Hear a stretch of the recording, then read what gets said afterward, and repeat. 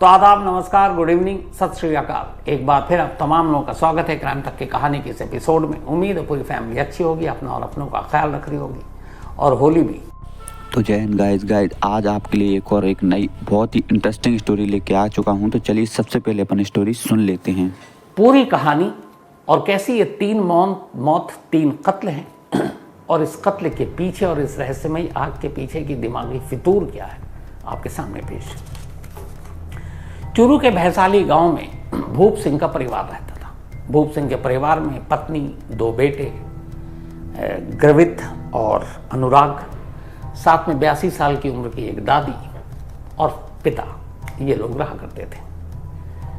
31 जनवरी को अचानक घर की दादी सुबह उठती हैं और उल्टियां करने लगती हैं और उनको अस्पताल ले जाया जाता है। उससे पहले ही दम तोड़ देती हैं। उनकी मौत के 10 दिन के बाद अचानक जो अनुराग है, घर का बेटा भूप सिंह का, वो भी सुबह उठता है, ठीक ठाक रात को सोया था, उल्टियाँ होती हैं, उसको लेकर जाते हैं, मौत हो चुकी थी। उसके ठीक 12 दिन के बाद 28 फरवरी घर का छोटा बेटा 4 साल का ग्रवित रात को ठीक ठाक सुबह उठता है, उल्टियाँ होती हैं, उसको अस्पताल ले जाते हैं, उसकी भी मौत हो जाती है। 28 दिन के अंदर घर में 82 साल की उम्र की दादी, 12 साल का उम्र का अनुराग, 4 साल का बल्कि 7 साल का अनुराग और 4 साल का ग्रवित, 3 मौत हो गई थी। 28 फरवरी को आखिरी मौत होती है। 29 फरवरी को अब अचानक घर में आग लगने का सिलसिला शुरू हो जाता है। खूंटी पे कपड़ा टंगा है और अचानक कपड़े से आग, घर वाले परेशान, बिस्तर में आग, किचन में आग, जानवरों के चारे के भंडारे में आग, जानवरों को जहाँ बांध के रखा जाता है उस बाड़े में आग, और धीरे धीरे अड़ोस पड़ोस से होते हुए पूरे गांव तक ये बात फैल गई। कुछ गांव वालों ने कहा चलो सीसीटीवी कैमरा लगाते हैं ताकि पता चल सके। तो कैमरे का जो रिकॉर्डिंग डीवीआर में, वो डीवीआर में भी आग। जब ये बात मीडिया में आई, लोकल अखबारों में, फिर न्यूज़ चैनल में, हर तरफ, तो पुलिस भी चौकन्नी हुई। उसे लगा कि कोई अफवाह फैल रहा है इस तरीके से कि ये तंत्र मंत्र जादू टोना है, घर में रहस्यमय आग, 3 मौत, क्या कनेक्शन। तो अब चूरू पुलिस ने जांच बिठाई, लेकिन पुलिस की टीम जब पहली बार गई तो हमला भी हो गया। फिर भी पुलिस ने अपनी तफ्तीश शुरू की। अब इस तफ्तीश में शुरुआत में ही पुलिस को ये था कि ये रहस्यमय आग तो ढोंग है, और अगर ये ढोंग है तो फिर उस घर में हुई 3 मौत का भी सच कुछ और है। लेकिन 3 मौत का सच कैसे पता करें। 82 साल की उम्र की दादी की जब मौत हुई तो अगले ही दिन उनका अंतिम संस्कार हो गया। जो 7 साल का बच्चा था अनुराग, उसका भी अंतिम संस्कार हो गया। तभी पुलिस को पता चला कि जो 4 साल का बच्चा ग्रवित था, उसका अंतिम संस्कार नहीं किया गया, बल्कि उसको दफनाया गया। क्योंकि उस गांव में ये रिवाज है कि जो छोटे बच्चे होते हैं 1, 2, 3, 4 साल तक, उनको जलाते नहीं, उनको दफना देते। तो पुलिस की उम्मीद की किरण जागी कि इस बच्चे की लाश को बाहर निकालें तो अगर जो डाउट है वो क्लियर हो जाएगा कि नेचुरल डेथ है या फिर किसी और वजह से। लेकिन अब कब्र से लाश ऐसे तो निकाल नहीं सकते। तो पुलिस पहुंची डीएम के पास। डीएम को उसने सारी चीज़ बताई। डीएम को भी ये खबर मालूम थी। डीएम ने इजाज़त दे दी। डीएम की इजाज़त के बाद कब्र खोदी गई, 4 साल के बच्चे ग्रवित की लाश निकाली गई, उसका पोस्टमार्टम हुआ और विसरा को फॉरेंसिक लैब में जांच के लिए भेज दिया गया। अब इत्तेफाक से ये शुरुआती रिपोर्ट पुलिस को पहले मिल गई, अभी मीडिया या बाहर में पता नहीं, और रिपोर्ट बड़ी चौंकाने वाली थी। पता चला, उस जहर का नाम नहीं बताऊंगा, कि खास जहर है। उस जहर से इस 4 साल के बच्चे की मौत हुई है। अब जब पुलिस को ये लगा तो फिर ये हुआ कि जो सिम्टम था इससे पहले उसके बड़े भाई की मौत की, उसकी दादी की मौत की, सेम था। तो अगर इसकी मौत इस तरीके से हुई तो इसका मतलब है बाकी 2 मौत भी उसी तरीके से हुई। लेकिन अभी ये सोच है, सबूत नहीं है, क्योंकि उन दोनों की मौत तो राख में सारे सुराग सबूत जल चुके हैं। लेकिन इस बच्चे की पोस्टमार्टम और विसरा की शुरुआती रिपोर्ट से पुलिस को ये मिल गया कि अगर ये कत्ल है तो फिर घर में जो बाकी 2 मौत हुई वो भी कत्ल है। पर यह कत्ल कौन कर सकता है। अब इस विसरा और पोस्टमार्टम रिपोर्ट को पुलिस ने फिलहाल गुप्त रखा है, छुपा कर रखा है, और अपनी तफ्तीश शुरू कर दी। पड़ोसी, रिश्तेदार, घर के अंदर, घर के बाहर, तमाम लोगों को, और यहीं से पुलिस की इन्वेस्टिगेशन शुरू होती। सबसे पहली चीज़, जो घर के अंदर आग लगी थी उसके भी फॉरेंसिक से उन्होंने कलेक्ट किए नमूने, तो उसकी भी रिपोर्ट आई। पता चला ये जो घर में आग लग रही है ये किसी भूत प्रेत जादू टोना तंत्र मंत्र नहीं है, बल्कि उस घर से कुछ ऐसे नमूने मिले जो इशारा कर रहे थे कि ये सोडियम है, और इस घर में आग लगाने के लिए सोडियम का इस्तेमाल हुआ है। अब जब ये पता चला इधर बच्चे की पोस्टमार्टम रिपोर्ट और विसरा रिपोर्ट की ये ड्रग्स है, मतलब पॉइजन है, तो इधर पॉइजन उधर घर में आग लगाने के लिए सोडियम, मतलब साफ है कि एक साजिश। पर ये साजिश कौन कर सकता है और क्यों कर सकता है? पुलिस ने तमाम लोगों की कुंडली खंगालनी शुरू की। जब कुंडली खंगाली तो फिर एक हैरान करने वाली जानकारी मिली। पता चला कि इस घर का मुखिया यानी इन 2 बच्चों का बाप, उस दादी का पोता जिस घर में 3 मौत हुई है, अनुराग और गर्वित, के पिता भूप सिंह जिसकी उम्र 35 साल है, उसकी कुछ वक्त पहले गांव में एक दवा की दुकान थी, मेडिकल स्टोर, छोटी सी। अब पुलिस को जब ये पता चला तो पहले पुलिस के कान खड़े हुए। फिर और कुरेदा गया तो पता चला कि कुछ साल पहले वो राजगढ़ में एक हॉस्पिटल में बतौर कंपाउंडर भी काम कर चुका है। अब ये 2 जानकारी बड़ी अहम थी कि कंपाउंडर हॉस्पिटल में, मेडिकल स्टोर, दवा की दुकान, यानी इस शख्स को पॉइजन और सोडियम ऐसी सारी चीज़ों की, केमिकल की जानकारी हो सकती है। इसके अलावा जितने लोगों की जांच की गई उनमें से कोई भी इस तरह का जानकार नहीं निकला। लेकिन अब पुलिस को डर भी कि यार ठीक है ये कंपाउंडर है, इसकी दवा की दुकान है, लेकिन ये कैसे इस्टेब्लिश करेंगे कि यही कातिल है?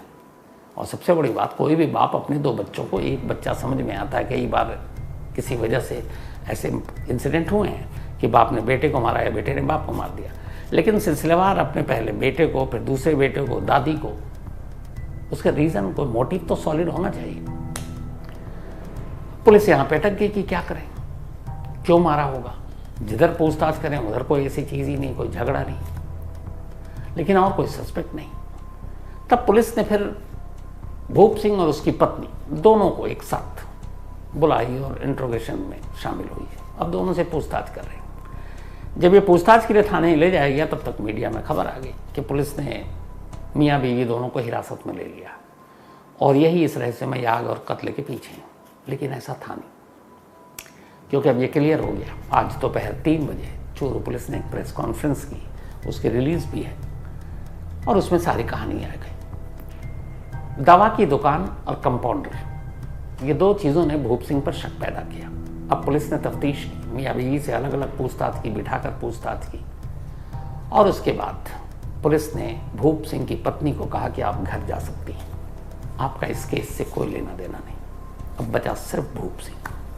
अब पुलिस ने भूप सिंह से कहा कि देखो सबूत तो है हमारे पास सारी, पर तुम ही कहानी सुना दो तो बेहतर होगा। अब भूप सिंह ने कहानी सुनानी शुरू की। तो पहले कत्ल का तरीका बताता हूं आपको, कत्ल की वजह बाद में बताऊंगा। भूप सिंह ने कहा कि हाँ, मैंने अपनी दादी और अपने 2 बेटों का कत्ल किया, और वो कत्ल इस तरीके से किया कि किसी को शक ना हो। चूँकि मुझे मेडिकल की जानकारी थी, मैं ख़ास जहर, उस जहर का नाम भी है, मैं वो लेकर आया। मेरी दादी को खांसी थी, मैंने खांसी की दवा में वो जहर मिला दिया। और ये बात है 30 जनवरी की। 31 जनवरी की सुबह दादी उठी, अचानक खांसने लगी, उसके बाद उनकी मौत हो गई, खून की उल्टी भी हुई। इसके बाद 10-12 दिन बीत गए। फिर मैंने अपने एक बेटे को, जिसका नाम ग्रवित है, 4 साल का बच्चा, उसको यही जहर दवा में मिलाकर पिला दी खांसी की, उसकी ही मौत हो गई। फिर अपने दूसरे बेटे को भी सेम इसी तरीके से ये जहर एक दवा में मिलाकर दी खांसी की, और उसके बाद उनकी मौत हो गई। अब चूंकि दादी को खांसी थी और दादी की खांसी से मौत हुई, तो ये घर में था कि यार ये खांसी कहीं इस वजह से तो नहीं है, तो उसने बच्चों को कहा और अपने घर में भी कि खांसी को रोकने के लिए एक दवा है, बच्चों को दे देते हैं, बच्चों को असर नहीं पड़ेगा, और इसलिए खांसी की दवा उसने दी और उसमें जहर मिला दिया। तो अब सवाल ये है कि तुमने दादी और 2 बच्चों को मारा, घर में तुम्हारी पत्नी भी है, तुम्हारे पिता भी हैं, तो उनको क्यों नहीं मारा? तब भूप सिंह बताता है कि असल में उसे कत्ल तो 2 करने थे, लेकिन करने पड़े 3, और उसकी वजह यह थी कि किसी को उसके ऊपर शक ना हो, और अगर वो सिर्फ 2 कत्ल करता तो शायद जल्दी पकड़ा जाता। उसने कहा कि उसे अपनी दादी को मारना ही नहीं था। 82 साल की दादी थी, दादी से कोई वैसी बात भी नहीं थी, लेकिन दादी को सिर्फ इसलिए मारा ताकि बाकी के जो 2 कत्ल करने वाला हूं उस पर किसी को शक ना हो। तो दादी खामखा मारी गई। दादी की आड़ में वो 2 बच्चों के कत्ल को एक हादसा दिखाना चाहता था। तो खैर उसने दादी को मारा। तो ये हुआ कि दादी के बाद बच्चे, तो एक के बाद एक 28 दिन में 3 मौत। लोगों को लगा घर में कोई भूत प्रेत ही है। तो इत्तेफाक से जब तीसरी मौत हुई 28 दिन के अंदर, 28 फरवरी को, 31 को पहली मौत हुई थी जनवरी, और 28 फरवरी को लास्ट तीसरी मौत। तो इस दौरान गांव में बातें होने लगी कि तुम्हारे घर में कुछ है, सब ठीक था, अचानक 28 दिन में 3 मौत हो गई। तो उसे ये भी था कि इन 3 मौतों की बात कहीं इधर उधर ज़्यादा ना जाए, किसी को शक ना हो। तो उसने कहा इसको छुपाने के लिए इन 3 कत्लों को एक और तरीका करते हैं। गांव में वैसी बात फैल गई कि ये भूत प्रेत सा आया है, तंत्र मंत्र। उसने कहा अब घर में आग लगाते हैं। आग लगाने से ये होगा कि ये जो लोगों की सोच है गांव वालों की कि कुछ हो गया तुम्हारे यहाँ, जादू टोना टोटका, तो इस आग से उस अफवाह को और ज़्यादा आग मिलेगी। इसके बाद ये सोडियम लाता है, कपड़े और इधर उधर डाल देता है। चूँकि हवा के साथ जब संपर्क होता है तो अपने आप आग लग जाती है। उसने डाला हुआ कहीं पे, जैसे हवा चली आग लगनी शुरू। तो अब इसने चुपचाप से जगह जगह सोडियम डालना शुरू कर दिया और उसके बाद अपने आप आग लगने लगी। लोग पहले घर वाले विटनेस हुए, कह रहे मैं तो यहाँ था। ये खुद भूप सिंह उनके साथ बैठा और खूंटी पे कपड़ा जलने लगा। धीरे धीरे गांव के लोगों को पता चली। वो जब आए तो उनके सामने अपने आप आग लग रही है। बातें बढ़ती गई। तो उससे ये हुआ कि इस घर में जादू टोना और ये सारी चीज़ें हैं जिसने पहले 3 जान ली और अब घर में रहस्यमय आग लग रही है। तो इस बात से लोगों को उस 3 कत्ल की तरफ ध्यान ही नहीं गया। उन्होंने उन 3 मौतों को जादू टोना टोटका तंत्र मंत्र ही मान लिया। लेकिन गड़बड़ ये हुई कि ये खबर लोकल मीडिया से फिर बाकी शहरों में चली गई। अब ये कि रहस्यमय आग और ये, अब साइंस इन चीज़ों को तो मानता नहीं है और कानून की नज़र में भी इसकी कोई अहमियत नहीं है। तो जब ये फैलने लगी और लोग आने लगे आग को देखने के लिए, लॉ एंड ऑर्डर के इशू आ गया, तब पुलिस की एंट्री हो गई। अब पुलिस जब पहुंची और पुलिस ने देखा कि ये सारी चीज़ें हैं, और फिर पुलिस को पता चला इस घर में तो 3 मौत हुई है। तो पुलिस का माथा ठनका, पहले 3 मौत, फिर ये आग, कुछ ना कुछ गड़बड़ है। उधर भूप सिंह पुलिस के आते ही डर गया। उसे लगा कि पुलिस ने अगर जांच की तो उसके 3 कत्ल वाला मामला खुल जाएगा। उसने अपने रिश्तेदारों, गांव वालों को भड़का दिया कि ये कुछ करते नहीं हैं, कुछ अभी तक पता नहीं किया, आग बुझा नहीं पा रहे। पुलिस वालों पे ही हमला हो गया। पुलिस वाले बेचारे लौट गए। फिर ये हुआ कि नहीं कैमरा लगा दो, तो अब CCTV कैमरा लगा दिया गया। जब कैमरा लगा तो एक दिन आग ही नहीं लगी। अब भूप सिंह को लगा कि कैमरे में तो पता चल जाएगा, तो उसने DVR में ही आग लगा दी। अब DVR ही जल गया तो कैमरे की रिकॉर्डिंग क्या देखोगे। ये सब होता रहा, लेकिन पुलिस को डाउट हो गया। अब जब पुलिस को डाउट हुआ तो मामला दर्ज हुआ और पुलिस को ये था कि 1 महीने में 3 मौत एक जैसे कैसे हो सकती है। कोई गांव में ऐसी बीमारी नहीं फैली, कोई ऐसी चीज़ नहीं थी, और फिर 3 मौत और फिर आग। तो पुलिस ने अपनी तरफ से तफ्तीश शुरू की। अब मौत को कत्ल साबित करने के लिए ज़रूरी था कि जिनकी मौत हुई है उसके किसी न किसी का पोस्टमार्टम हो, और यहीं भूप सिंह ने गलती कर दी। गलती भी नहीं थी उसकी। अगर ये गांव का कस्टम या रिवाज रस्म न होती कि छोटे बच्चों को जलाना नहीं दफनाना है, तो शायद कभी इन 3 मौतों का सच ज़माने के सामने आता ही नहीं। लेकिन उस एक रस्म ने कि मासूम बच्चों को दफनाना है, भेद खोल दिया। पुलिस पहुंच गई DM के पास, परमिशन ले ली कि भाई देख ले नेचुरल डेथ है कि नहीं है, क्योंकि अगर इसकी मौत गड़बड़ है तो बाकी तो मौत भी फिर गड़बड़ थी। और इत्तेफाक से ये पोस्टमार्टम रिपोर्ट और सारी चीज़ों ने खुलासा कर दिया। तो यहाँ तक तो ये हो गया कि भूप सिंह खुद ही सोडियम से आग लगा था। उसने अपनी दादी और 2 बच्चों को मारा। अब सवाल ये है कि अपने ही 2 बच्चों और दादी का कत्ल भूप सिंह ने क्यों किया। हालांकि उसने बताया कि वो दादी को मारना नहीं चाहता था, लेकिन 2 बच्चों के कत्ल का शक सीधे उसके ऊपर या कोई और ना है, इसलिए उसने दादी को भी निपटा दिया। अब वजह क्यों भूप सिंह ने अपने 2 बेटों और दादी को मारा, तो ये वजह और भी अजीब सी थी। भूप सिंह की शादी को करीब 10 साल हो चुके थे। भूप सिंह को अचानक पिछले कुछ वक्त से यह एहसास होने लगा, खासतौर पर कोरोना के बाद, कि उसकी वाइफ का किसी और से संबंध है। उसे अपनी वाइफ के कैरेक्टर पर शक होने लगा, उसके चरित्र पर वो शक करने लगा, और धीरे धीरे ये शक इतना गहराया कि वो तो अपने दोनों बच्चों को देखता और फिर अपने आप ही ये तय करता कि इनकी शक्ल तो मुझसे मिल नहीं रही है, ये मेरे बच्चे ही नहीं है दोनों, ये बच्चे पक्का अवैध संतान है।